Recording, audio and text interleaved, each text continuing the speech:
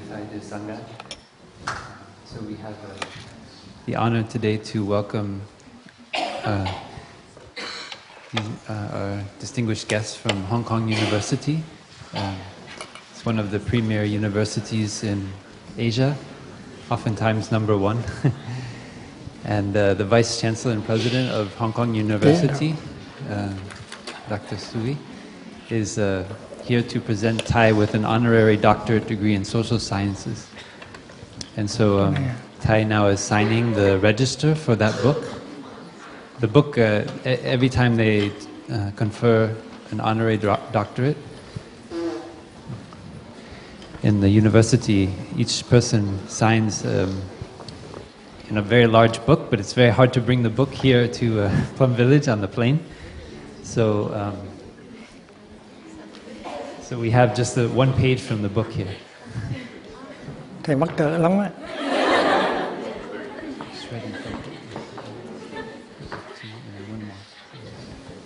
I'm very shy.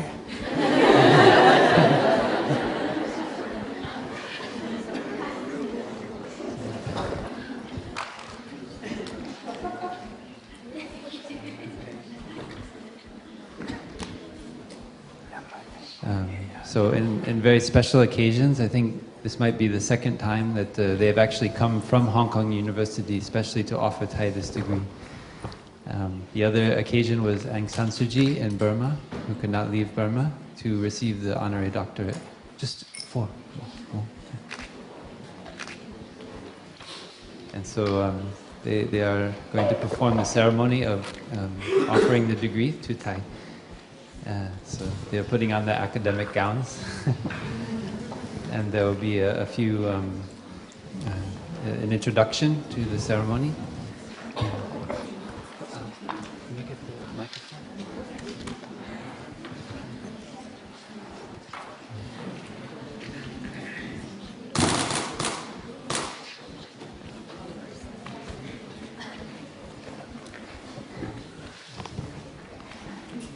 Welcome to Plum Village.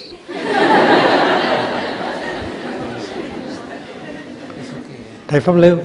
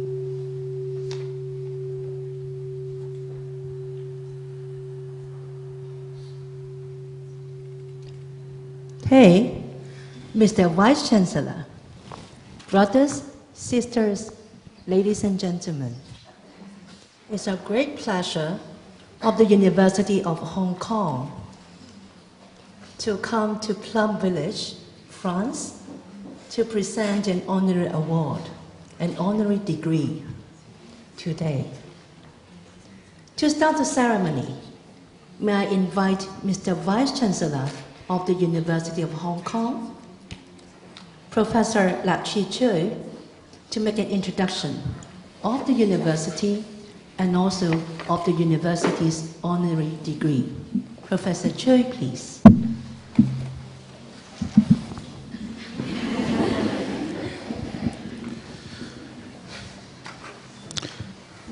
The University of Hong Kong, established in 1911, is the first and oldest institution of higher learning in Hong Kong.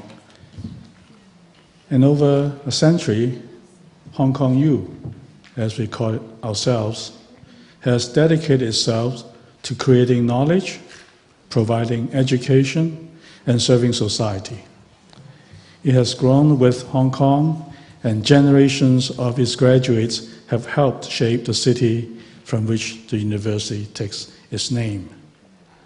Today, Hong Kong U has an established worldwide reputation for being a research-led, comprehensive university with 10 faculties and a strong commitment to intellectual freedom, liberty, and diversity. Hong Kong U strives to attract and nurture outstanding scholars through our excellence and innovation in its teaching and learning, research and knowledge, and exchange activities. More than half of our 1,000 professorial staff are from outside of Hong Kong, and over 30% of our student body of over 27,000 are from outside Hong Kong, over 50 countries worldwide. Hong Kong U's research area and themes reflect issues of local, regional, and global concern, and bring together experts from diverse disciplines. The university has academic partnership with over 300 universities and institutions around the world. Moving into its next century, the university will continue to contribute in its globalized, knowledge-based 21st century to development and nurturing of leaders and to the advancement of society locally, regionally, and internationally. The University of Hong Kong's honorary degree is the highest accolade it can bestow on an individual. It is also one of its oldest and most cherished traditions.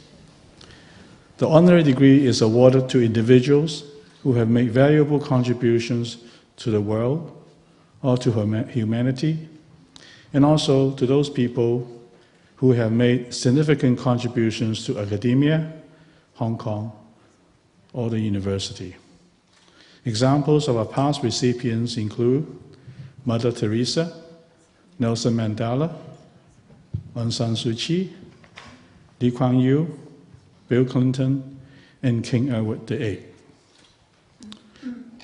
The university is honored that Zen Master Thich Nhat Hanh has agreed to accept the degree of Doctor of Social Sciences, honoris causa, from us. Now, may I call upon our public orator, Professor Michael Wilkinson.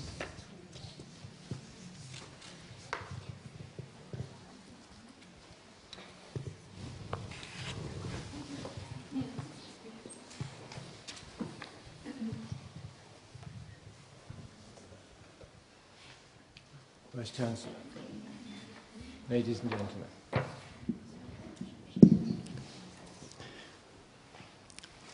Thich Nhat Hanh, or Thai, teacher in Vietnamese, as his friends and students call him, is a world-renowned Buddhist monk, a spiritual leader, peace activist, scholar, poet, and writer. He is one of the most respected Zen masters in the world today. He was born in Vietnam in 1926 and became a monk at the age of 16. He was fully ordained in 1949. In the following years, he was active as a teacher and writer. When, however, the Vietnam War broke out in 1954, Buddhist monastics were confronted with the question whether to adhere to their contemplative lives or pursue a more active role. Thai chose the latter. He helped to found the engaged Buddhist movement, which melded meditative practices with active, non-violent civil disobedience. He worked unstintingly for reconciliation between North and South Vietnam, and lobbied world leaders to put an end to the conflict. In 1961, he traveled to the United States to study comparative religion at Princeton University, and the following year went to teach and research Buddhism at Columbia University. Thai returned to Vietnam in 1964 and founded the Van Han Buddhist University in Saigon. He also established the School of Youth Social Service, a grassroots relief organization that trained young people practically and spiritually to be sent out to rebuild bombed villages, set up schools and medical centers, resettle homeless families, and organize agricultural cooperatives. Rallying some 10,000 student volunteers, the service based its work on the Buddhist principles of non-violence and compassionate action. In 1966, whilst the war was still raging, he again travelled to the United States and Europe to make the case for peace. It was during this time that he was nominated for the Nobel Peace Prize by Martin Luther King, who referred to him as an apostle of peace and non-violence. When the war ended, with the signing of the Paris Peace Accords in 1973, he was denied the right to return home because he had spoken out against the violence, and he began a 39-year exile in France. Since then, his life has been devoted to the work of inner transformation for the benefit of individuals and society. This involves aiming at achieving a true state of mindfulness. Mindfulness is the energy of being aware and awake to the present moment. It is the continuous practice of touching life deeply in every moment of daily life. To be mindful is to be truly alive, present and at one with those around you and with what you are doing. In 1975, Thai established the sweet potato community near Paris, and in 1982, the community moved to its present home, where we are today. I'll be saying this, of course, in Hong Kong, in southwest France, as you well know, under its new name, Plum Village. Plum Village aims at providing a community where people involved in social transformation can come for rest and spiritual nourishment. Under the spiritual leadership of Zen Master, it has grown from a small rural farmstead to become today's largest and most active Buddhist monastery.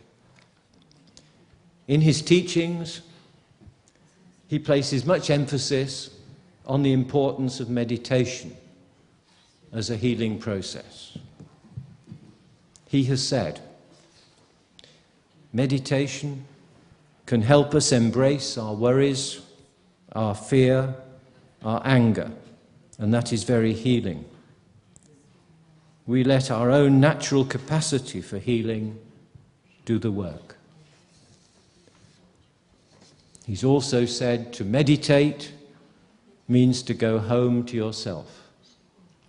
Then you know how to take care of the things that are happening inside you, and you know how to take care of the things that happen around you. He also counsels against allowing suffering to overcome the capacity for happiness. The seeds of suffering may be strong, but don't wait until you have no more suffering before allowing yourself to be happy. I hope I've got this right. Please correct me if I've got any of them wrong. Thich has been invited to address the United States Congress and the English House of Lords and was listed by Time magazine as one of the heroes of Asia. He has also been a frequent visitor to Hong Kong and to our university, where he has given several very popular lectures hosted by the Center for Buddhist Studies. Among the thousands of participants at his lectures in Hong Kong and retreats have been not only Buddhists but also followers of many different religions and faiths. Mr. Vice-Chancellor, Zen Master Thich Nhat Hanh has dedicated his life to humanitarian work and world peace. His impact extended far beyond the Buddhist community. He is a truly remarkable and inspirational man. I would like to end by quoting his moving and insightful comment on the miracle of life, which I wrote this a month ago, and you said it again today. People usually consider walking on water or in thin air to be a miracle. But I think a real miracle is not to walk on water or in thin air, but to walk on earth. Every day we are engaged in a miracle, which we don't even recognize. A blue sky, white clouds, green leaves, the black, curious eyes of a child. All are miracles. Mr. Vice-Chancellor, it is my honor and privilege to present to you Zen Master Thich Nhat Hanh for the award of Doctor of Social Sciences, honoris causa.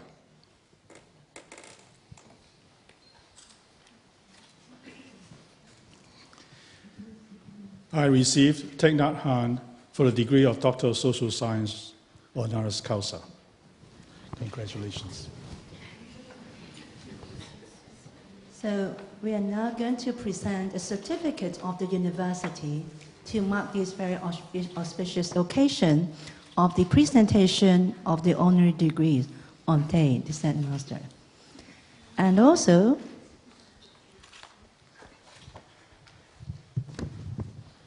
can I take a picture?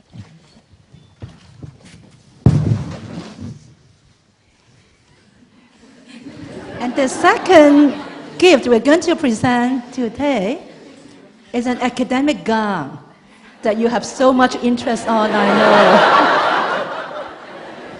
know. This is a specially tailored gown for all the honorary degree recipients, that is the honorary graduates of the University of Hong Kong.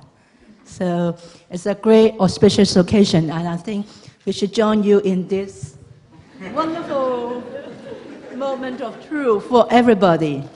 For Thich, thank you. Thank you very much. So, on this great occasion, may we have the pleasure of inviting Thich to make a speech or a message for us, for you, and also for our students and our staff and colleagues in Hong Kong through the video tape today, which we will present next week in Hong Kong. Thich, please.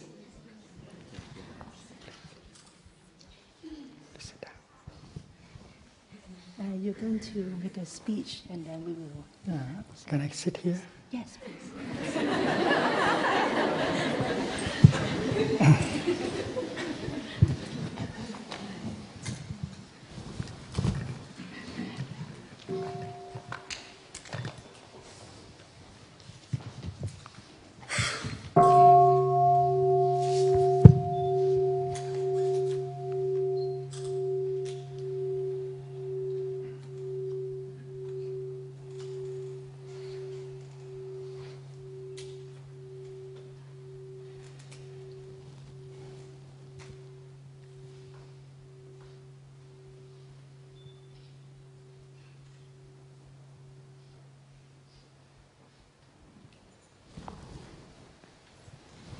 Dear Mr. Vice Chancellor, Professor Lee, Professor Wilkinson, ladies and gentlemen, we feel very humbled and grateful that the University of Hong Kong has chosen to bestow on us this honor. We thank you very much for your love and trust. And we very gladly accept your act of brotherhood, loving kindness, and generosity.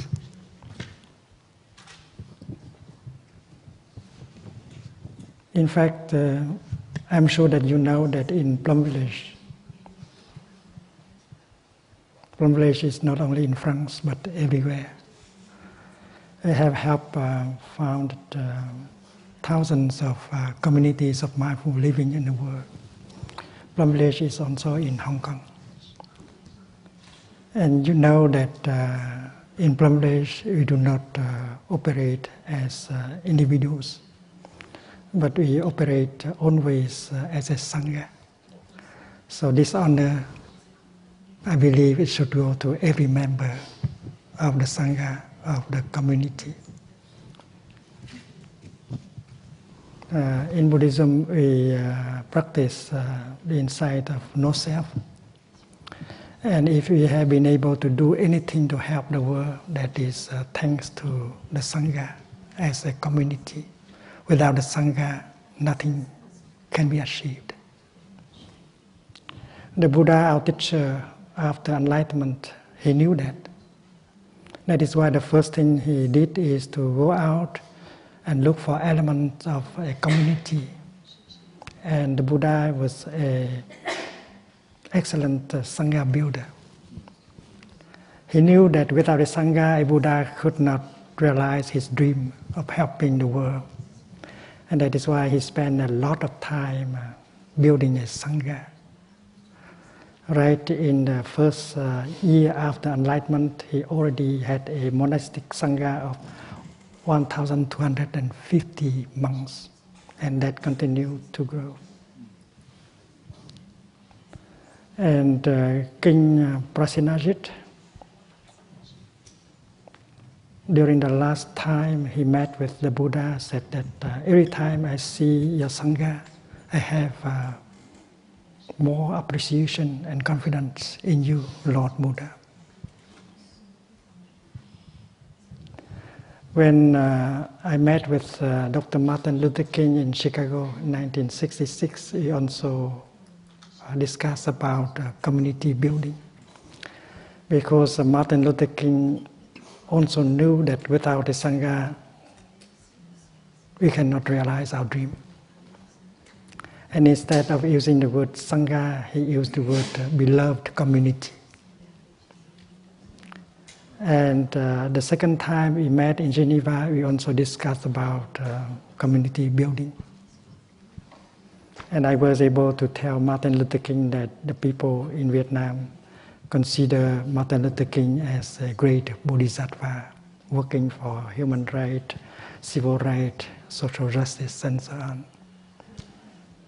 I'm very happy I had the chance to tell him that, because 3 months later he was assassinated and did not have the chance to continue his Sangha building work. I was in New York when I hear the news about his assassination. I was sick because of that. And I promised myself that I have to continue to build a Sangha for myself, for ourselves, and for him also. And what I would like to tell the young people is that even if they have a big dream, they need a Sangha, a community, in order to realize it. if they believe in the Buddha, if they believe in Martin Luther King. A Sangha is a community where there is a brotherhood, sisterhood, harmony. And building a Sangha, you have to devote a lot of time. A family can be a Sangha, a university can be a Sangha. If there is a brotherhood, mutual understanding and love, we can achieve our goal, we can realize our dream. And that is why Sangha building is for everyone. Even if you are a director of a corporation, you can transform your corporation into a Sangha where everyone learn how to generate brotherhood, sisterhood, mutual understanding, so that your corporation not only can make money, but also generate the energy of brotherhood, sisterhood, mutual understanding and compassion. And we need businessmen, business leaders to do the work of Sangha building in order to make our world a better place to live.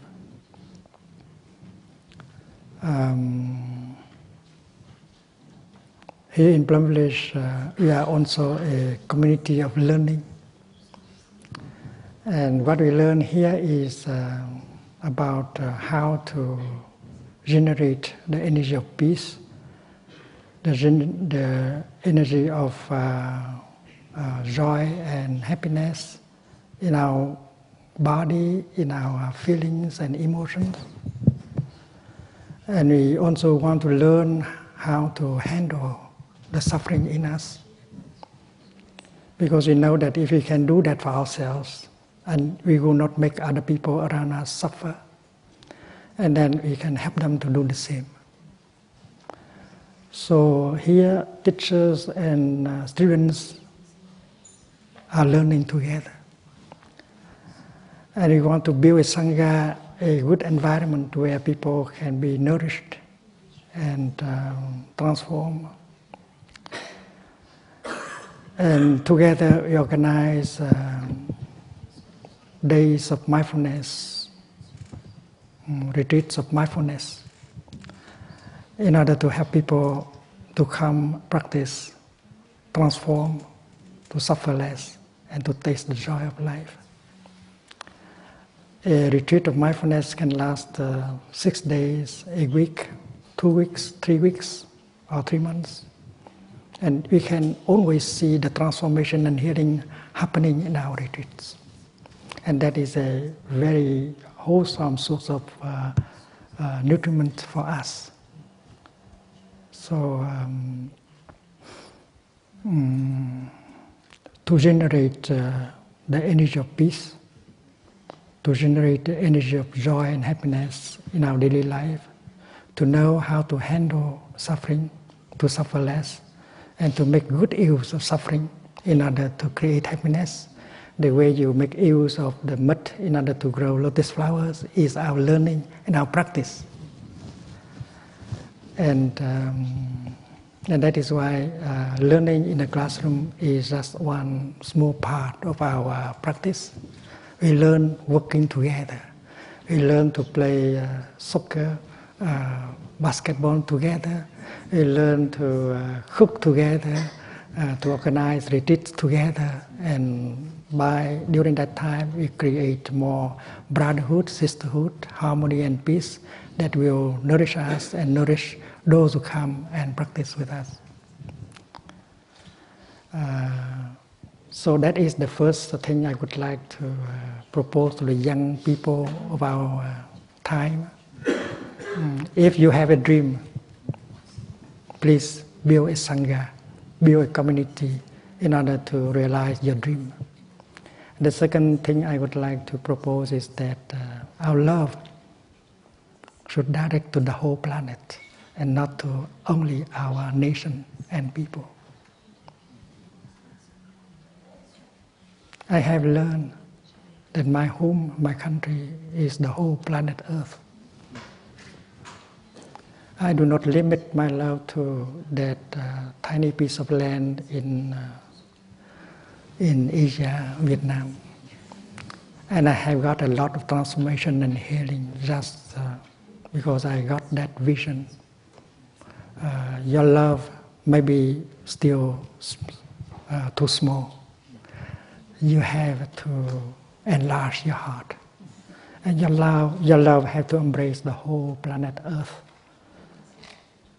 And that is the love of Buddha, the love of great human beings like Mahatma Gandhi, and Martin Luther King, and Mother Teresa, and so on. So please have a beautiful, happy commencement day in Hong Kong University. Thank you so much again for your generosity, yes, for your love and trust. Thank you. Thank you, Thay, for your word of encouragement and word of wisdom. Thank you very much. I understand that Thay would like to present to the university a souvenir.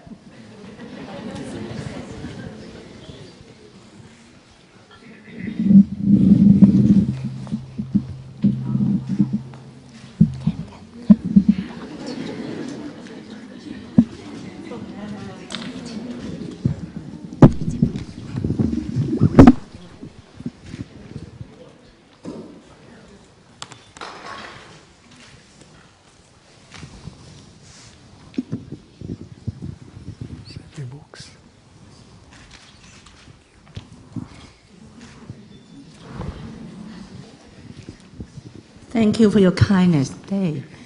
For this auspicious occasion, before we end this formal ceremony, can I invite the four of the gentlemen on stage to have a group photo to mark the occasion. Stand up. Yes. Yes, please.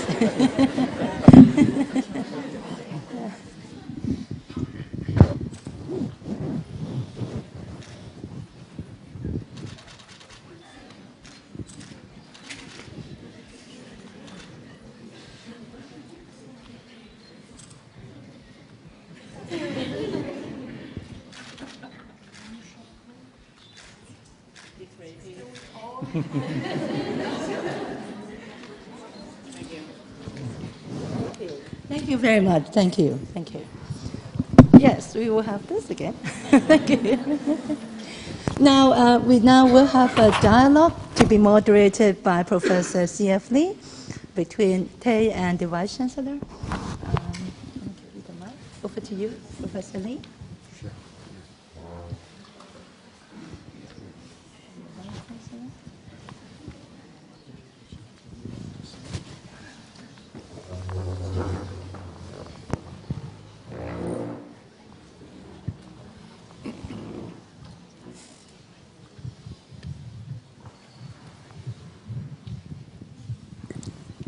Thai, Vice Chancellor, brothers and sisters, ladies and gentlemen, good morning.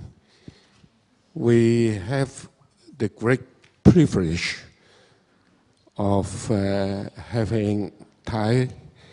He has agreed to have a dialogue with the Vice Chancellor for maybe half an hour or so on the very subject of today's youth. I see many young people sitting around us today, some young at heart, some young in their face.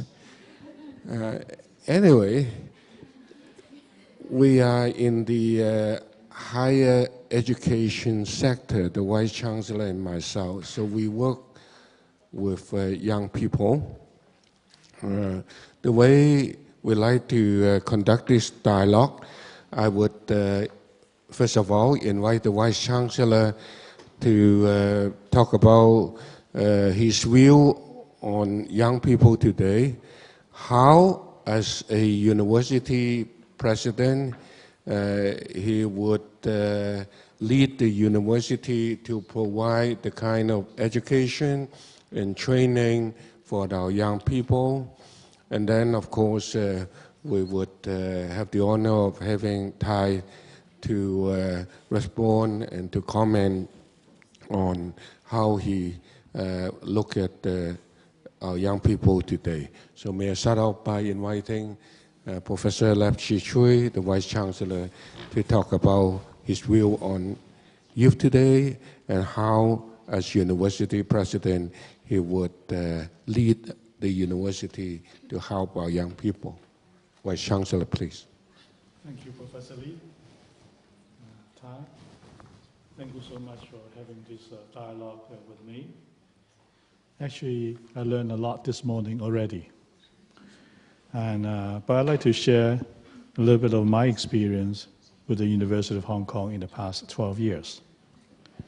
And first of all, I'd like to talk about the environment. You talk about the environment around us, but I'd like to comment on the global environment. So we have now such a well-established information technology, and everything is so rapid. We are all interconnected. Information is almost instant, and things are happening around the world. We know what's going on right away. And there's also no limit to information. There's a broad accessibility. And there's so much new information, and also, therefore, new knowledge accumulating every day. And there's so many items of consumption. Therefore, the world is actually getting smaller and smaller. But the scale of problems are getting bigger and bigger. And then, of course, new forms of activities are learned as they are being created. Our students are confronted with more and more novel situations and ill-defined problems. There are fewer moral certainties and more moral dilemmas.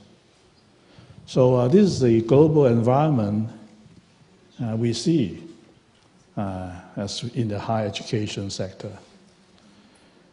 At the university, at Hong Kong U, since 8 years ago, because we have a chance to look at our curriculum, so we mobilized all our teachers. Also, the community. The community include, of course, our alumni and the broader community, meaning people in the society, to come to join the discussion of how we can re-articulate educational aims. So what should Hong Kong University do in this, for us, it's the next century, because we just celebrated our centenary. So we decided there are 6 aims. The first aim is to enable our students to develop capabilities in pursuit of academic excellence, their professional excellence. That's what universities was intended to do from the very beginning. The students should have a critical intellectual inquiry, and also they should develop the habit of lifelong learning. And second, as I mentioned earlier, there are novel situations and ill-defined problems, and students should be able to tackle these. How to deal with novel situations and how to tackle ill-defined problems. We cannot teach them because we have no idea what's going to come. And more than, I think, because of your teaching, we actually try to incorporate essence of mindfulness in our aims, but we did not say it as explicitly. We say we should enact our students a personal and professional ethics. They should have self-reflection and greater understanding of others. And the fourth aim is to help our students to have more intercultural understanding and global citizenship. They should be able to practice that.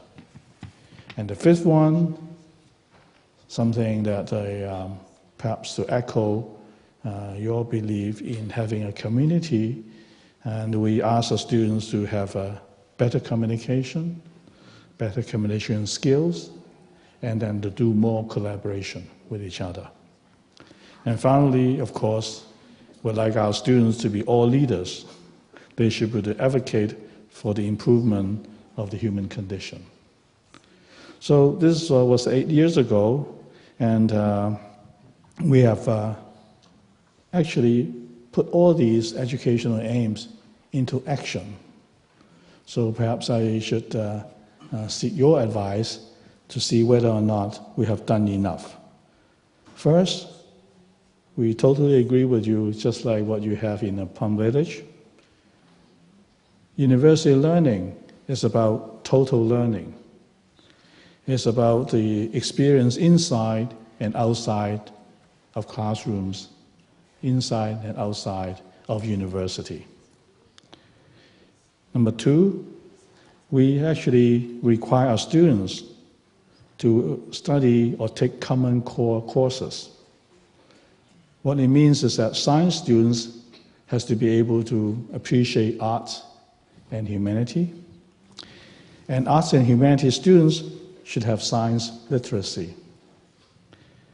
And of course, Hong Kong being a very special region of China, we want our students to understand its home country, China, in all aspects, and in relationship to the world.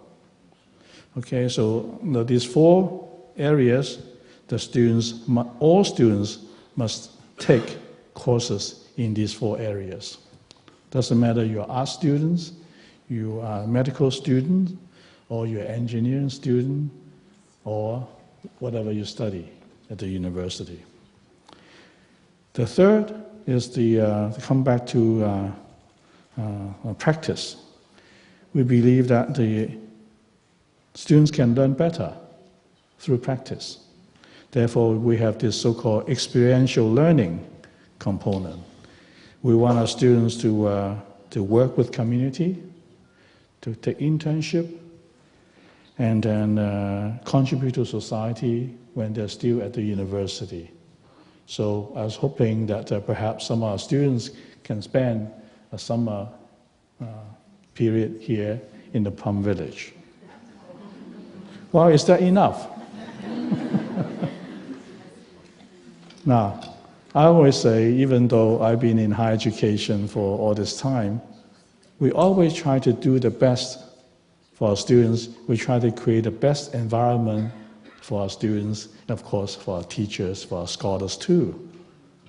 But it is always an experiment, because the outside environment is always changing.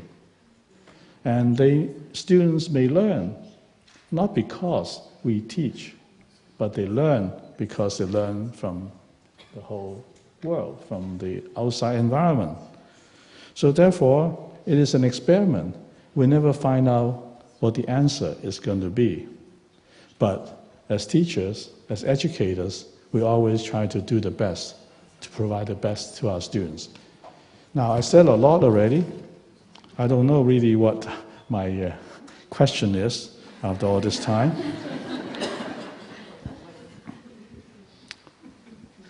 I really want to hear from you, Tai.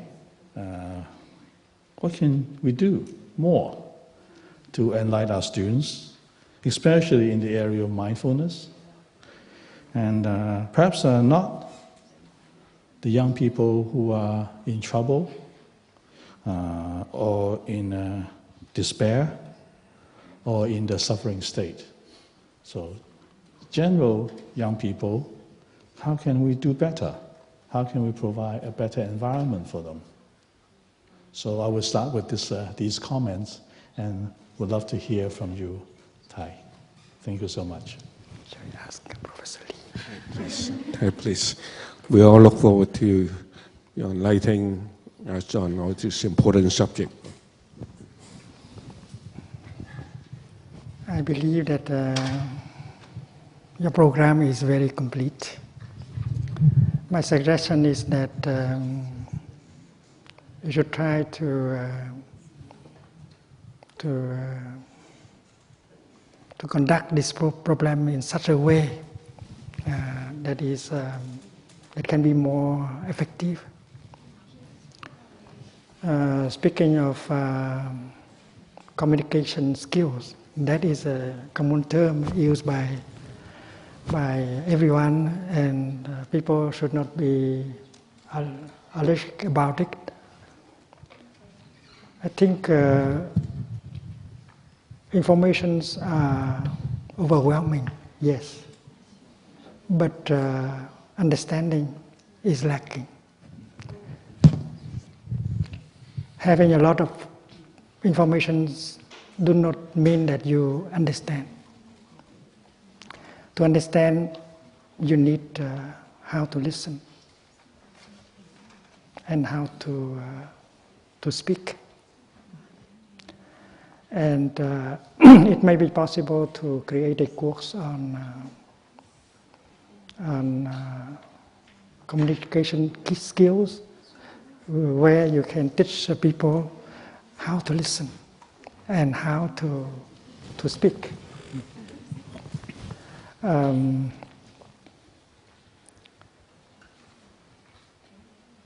To listen, first of all, is to listen to yourself. Because all of us have suffering inside. And we have to listen to our suffering, to be with our suffering, to embrace our suffering, to listen to our suffering in order to understand. When you have understood your suffering, you are in a position to understand the suffering of the other person. The other person may be your partner, your father, your mother, your teacher, your student. And that is our experience, listening to ourselves, listening to our suffering in order to understand. Because the suffering in ourselves carries within itself the suffering of our father, our mother, our ancestors. And when we have understood our suffering, we understand the suffering of our ancestors and father and mother, and we get released. And now we can look at the suffering of the other person. And now we can understand his or her suffering much more easily. And once we have seen the suffering and understood the suffering inside of him or her, our anger suddenly vanishes. That is a miracle. When you are able to see the suffering in him or her, and you have understood the suffering in him or her, your anger just vanishes, and compassion is born. And you begin to look at him or her with the kind of eyes called compassionate eyes. You don't suffer anymore when you look with compassionate eyes. And the other person, when looked upon like that, does not suffer anymore. And communication can be restored very easily. And that is the practice of mindfulness of suffering. Mindfulness of suffering in yourself, and mindfulness of suffering in the other person. And then when you have understood suffering, your voice contains compassion. The way you speak can communicate, can restore communication, because there is no more blaming, accusing, and so on, because you have understood the suffering. And you need only half an hour or 1 hour in order to restore communication and reconcile. And I think the young people can learn that from school. And they can go home and reconcile with the father, the mother, the brother, and the sisters. And our experience is that young people who come to our retreats always go home and reconcile with their father and mother and families.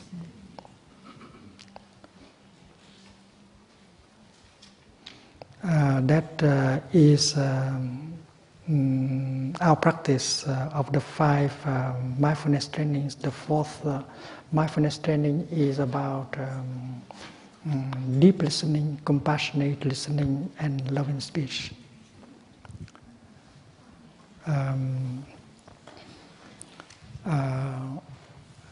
I believe that teachers have to devote some time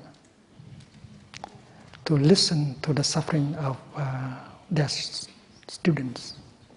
That is not a waste of time. Because if the students suffer too much, it's very difficult to transmit knowledge to them. That is why helping them to suffer less is very helpful in the work of teaching, transmitting knowledge. And we can organize so that teachers, professors have the chance to listen to their students. And if you know how to listen to your own suffering and have understood your suffering, you can listen to the suffering of your students and make them suffer less right away after 1 hour of practice. And when you have listened and understood the suffering, they will listen and understand your suffering. Because teachers, professors do have suffering within themselves.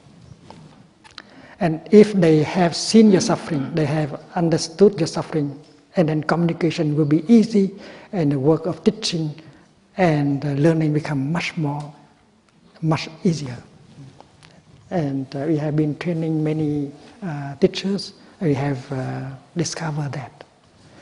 So the practice of compassionate listening and loving speech between teachers and students can help transform the environment of the classroom and help students to learn better and help the teachers to teach better.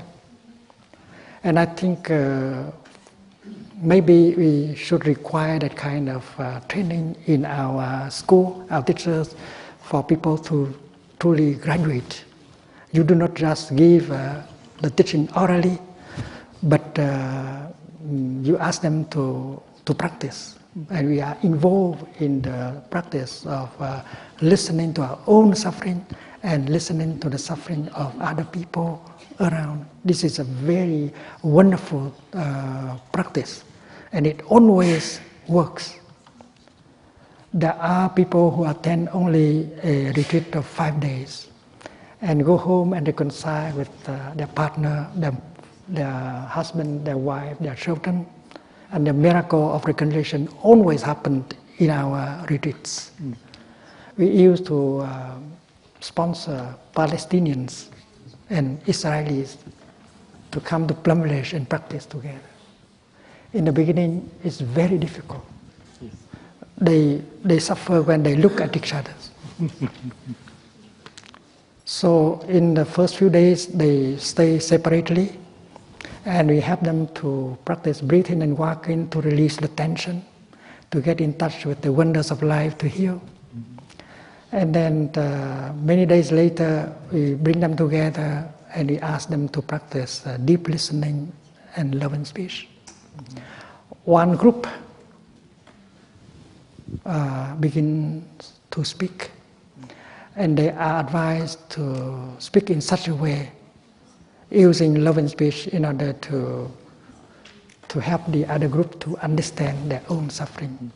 They have the right to tell the other group all kinds of sufferings that they have gone through themselves, their children.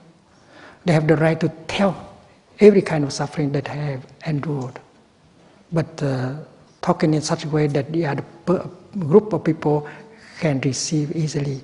No accusation, no blaming, no anger. That is loving speech.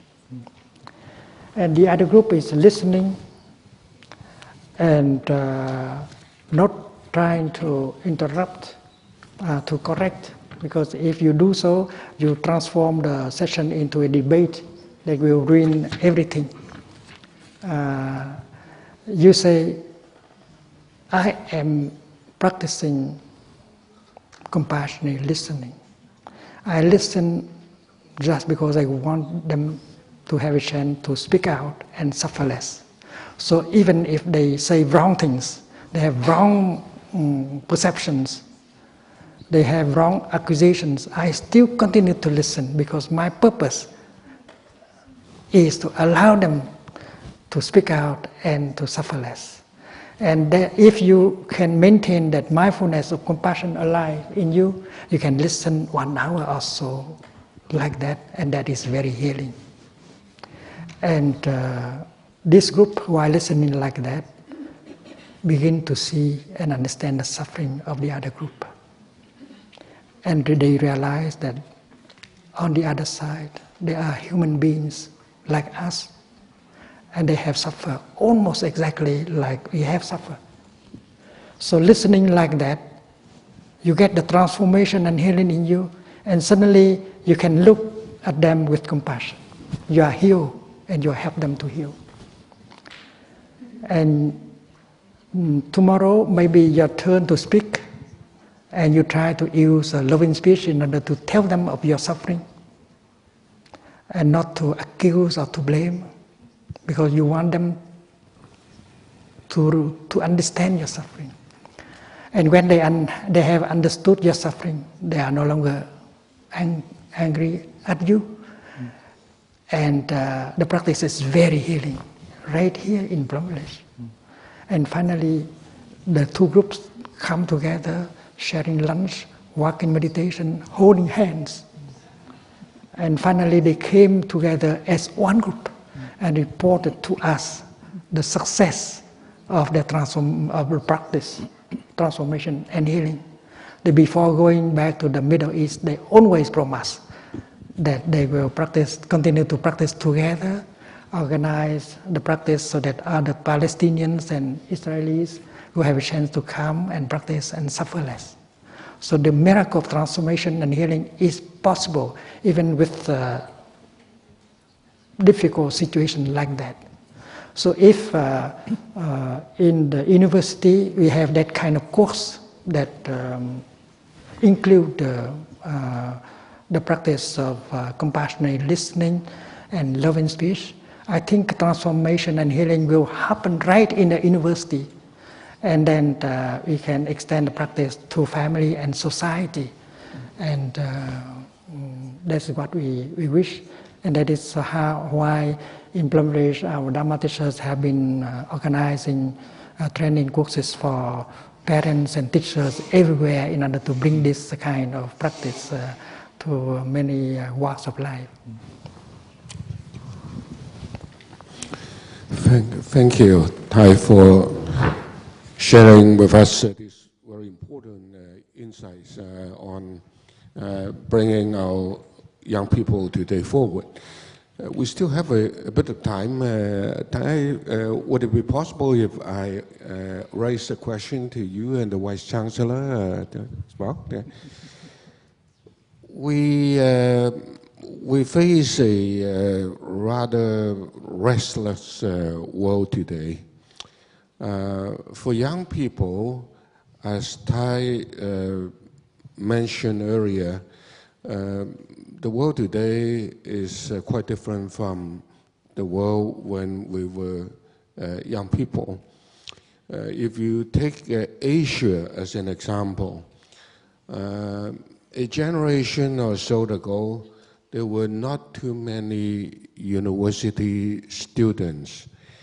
In Hong Kong, maybe 2,000 or 3,000 university students. Now we have more than 100,000 university students. In a country like China, a generation ago, we might have maybe 500,000 university students. Now it's over 30 million university students. I think it's the same with Korea, Japan, and Europe as well. So if I finish high school or secondary school, today it's not too difficult for me to go into university to receive a university education. So this is the good thing of, publicizing university education, making university education available to the younger generation in a broad fashion. But nothing in this world is perfect. We have a lot of university graduates, but going into university is easy, but after I get out of university, try to find a good job, try to get a promotion is sometimes more difficult than before. For example, in a country like China, they would have something like 7 million university graduates coming into the job market each and every year. So according to the official statistic, only about 60% of them would be able to find job. Not sure what will happen to the rest 40%. And even if they find job, because there are many graduates ahead of them, not easy for them to get promoted along their career path. So some of the young people got a bit frustrated, rather unhappy for not being able to find job, not being able to get a good career advancement opportunity. You might remember in Europe, in Southern Europe, in Greece, in Italy, in Spain, there were young people who went on the street for demonstration, because they were not happy with their career prospect, not being able to find job even after they have graduated from university for many years. And then you remember there were demonstration also in the UK. There was something called Occupy Wall Street in New York, in United States. I have relatives in California who graduated from university for many years, but not being able to find jobs either. So young people tend to become unhappy. They tend to be under a lot of pressure. They seem to be rather frustrated with the future prospect. Thai, is there any insight you can share with us in terms of how to make our young people feel a bit more satisfied with their future, a bit happier than some of them feel today? In other words, how do we make our young people happier and more satisfied, more content with the future?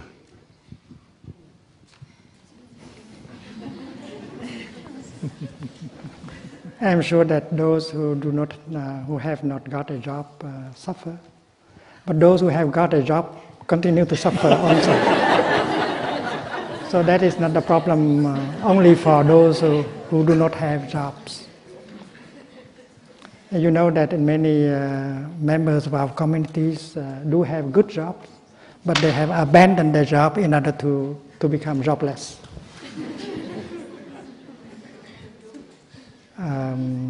I think we have to tell the young people about true happiness.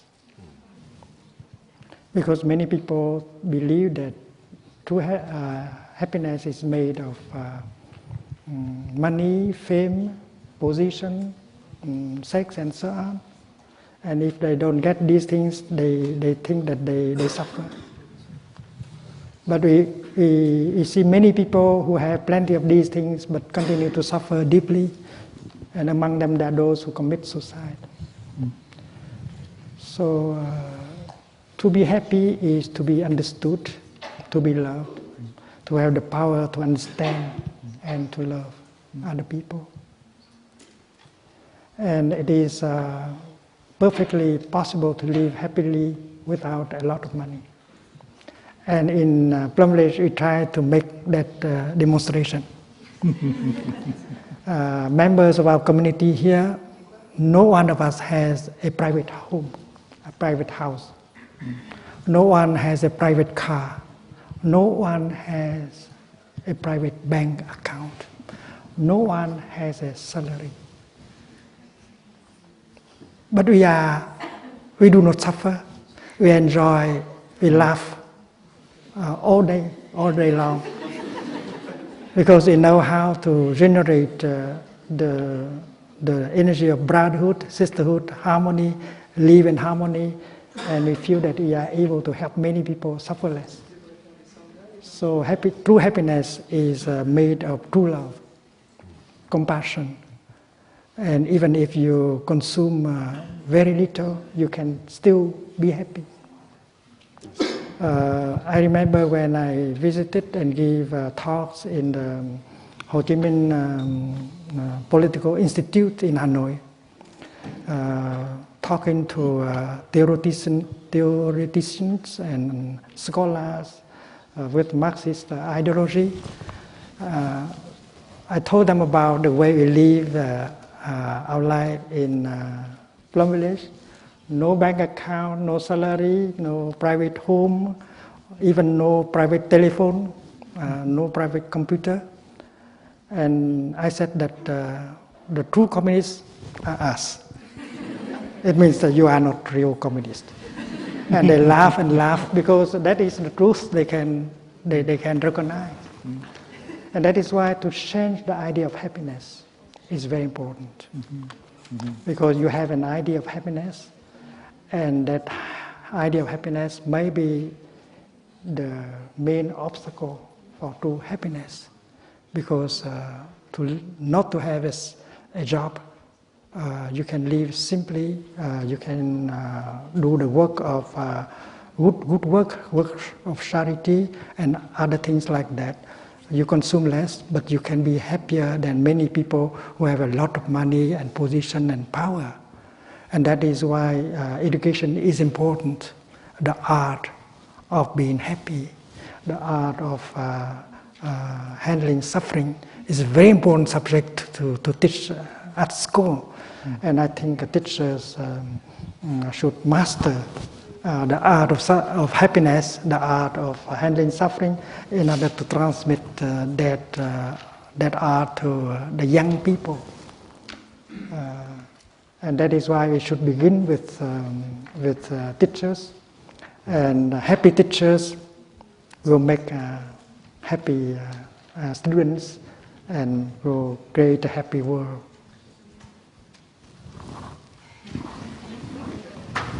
Mr. Vice Chancellor. I really cannot add to it. But because I study genetics, and Tay knows about that.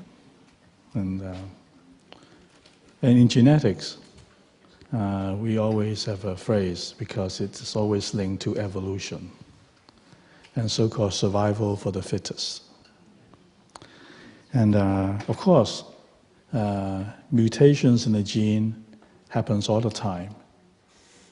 It's only environment that selects certain so-called mutants. And I believe that the problem we're facing now, after this all this long-term selection, all this time, that we're selecting actually for people who are selfish, who are greedy, and who are aggressive. Because these people tend to have money and power. So therefore, it becomes very difficult for us to teach at the university, because there are people out there they admire. I said earlier, we want our students to be leaders, but we don't want them to be the kind of leaders I just mentioned. We want them to be leaders with a heart, leaders with compassion, and leaders who listen and care about other people. But this is very difficult because our environment has changed so much we've been selecting for these people already outside Plum Village. And even though this world is so material rich, our children have a lot of things already, and but they're not satisfied if they get a job. They want a better job. They get a job with good salary, and they want more money. And before they graduate, before they get the first job, they already want a house, want a flat. So it wasn't there in our generation. We have to work hard to earn things. But I really don't know what to do. So the only thing is that to really try to do it slowly, incorporating some of these ideas, mindfulness ideas, into our teaching. Then the problem is that if you do it fast, students will rebel. They don't like it.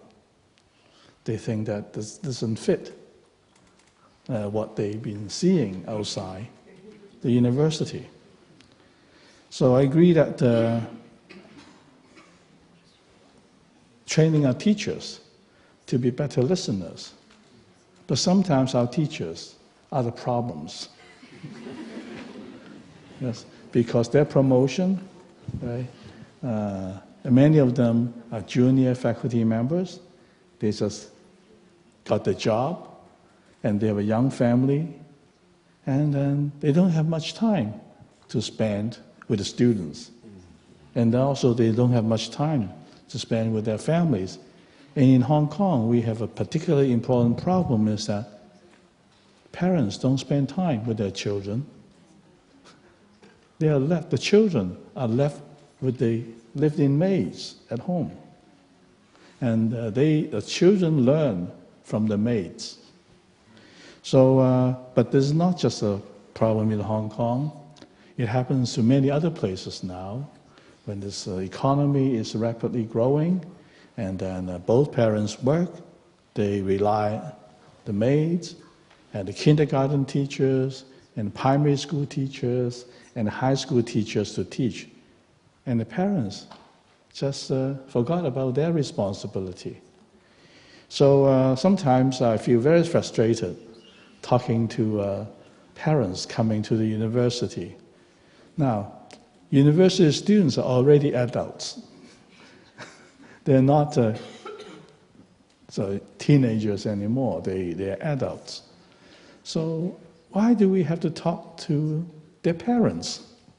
And the parents sometimes are very unreasonable. They blame us for not teaching them properly.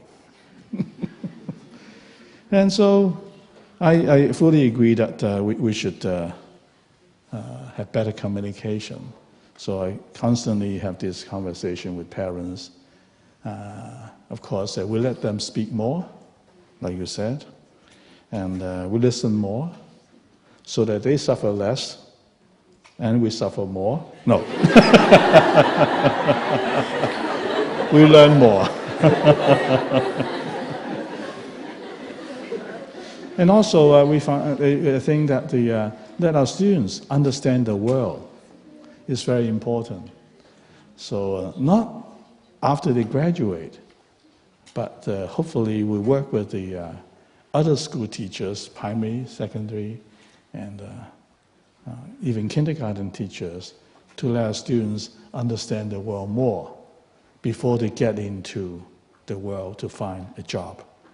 And to understand what really happiness is. Not more money, not more power. But as I said, it's a really dilemma that we want them to be leaders. I want them to be a happy leader. And I hope it works in the long run with the curriculum reform that we had, with the method of teaching, the environment we provide. But this is a huge experiment, and I don't know the answer, as I said earlier. Thank you. Much as I would like to carry further on, I think you're all enjoying the wonderful dialogue. But the fact is, I have went substantially over the time slot allocated to me. I have a strong feeling, Vice Chancellor, that maybe one of the obvious solution to the problem that we discussed about young people is, we fully agree with Thai's comment that you start off with a good, happy teacher. And Plum Village is obviously an excellent example of this. You start off with a happy, excellent teacher, and then you get a very happy class here today. Maybe that's what we should learn from Thai at the University of Hong Kong. And the other maybe possibility is to send more of our young people over to Plum Village for mindfulness training. Probably help to make them. Here. Yeah. Yes, we do have students. Yes, graduates now yeah. in Plum Village. Right. we do have a graduate from University of Hong Kong who became a sister, at Plum Village. We're very happy to see that. Thank you, Thai, and thanks for being a wonderful audience this morning. Thank you, Thai, again. Okay. Thank you, Vice Chancellor. Okay.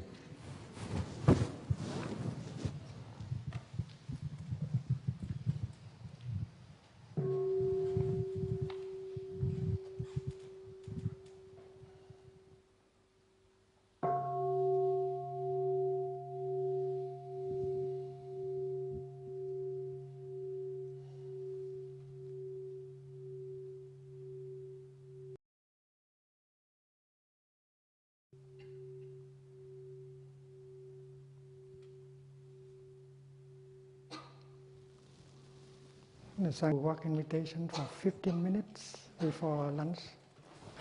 And during that time we walk, we release our tension. Breathing in, we may like to take 2 steps. And we say, I have arrived, I have arrived. I have arrived in the here and the now, the present moment. I can get in touch with the wonders of life right here and right now. And when we breathe out, we can make 3 steps.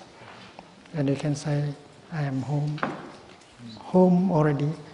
Home already. So you're comfortable, you feel comfortable like at home, right here and right now. And if we can breathe and walk like that, we can release all the tensions and enjoy every step. And every step can be nourishing and healing. Many of us have healed ourselves thanks to the practice of mindful walking, because with every step we release the tension, the worries, the thinking. With every step we touch the wonders of life that are available in ourselves and around us for our nourishment and healing. And of course, when we walk like that, we turn off the radio called non-stop thinking in order to be able to be truly there and get in touch with the wonders of life in us and around us. And working together like that, we can generate a very wholesome collective energy of peace and happiness that can nourish everyone. I have arrived. I am home. That is our practice.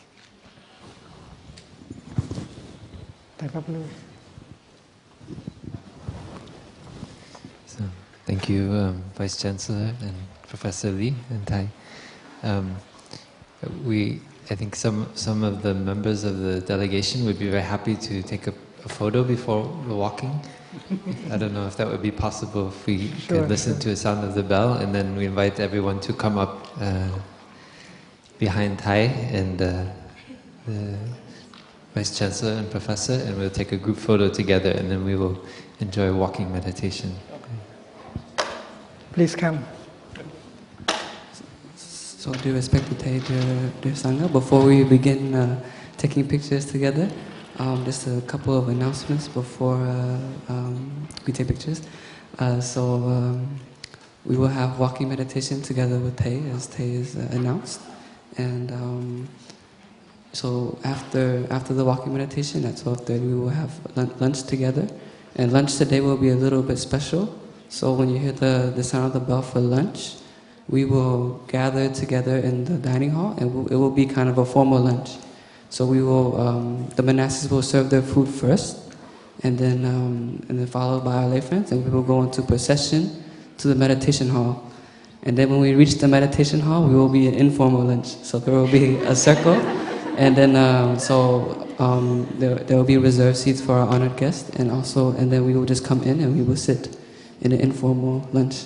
So just wanted to announce that, and then further announcements for the day will be announced. So, and the bookshop will be closed after now, but open after lunch. So thank you.